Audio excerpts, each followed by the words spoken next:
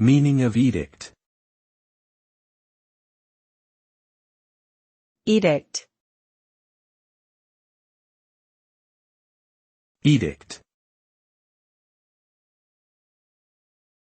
Edict. Edict.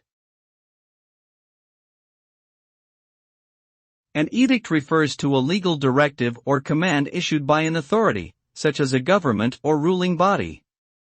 It is typically used to dictate a specific action or behavior that must be followed by those subjected to the edict.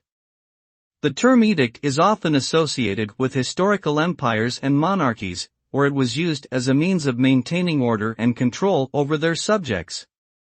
Today, the term is still used in legal and political contexts, especially in authoritarian regimes, to enforce obedience and conformity to state policies and regulations.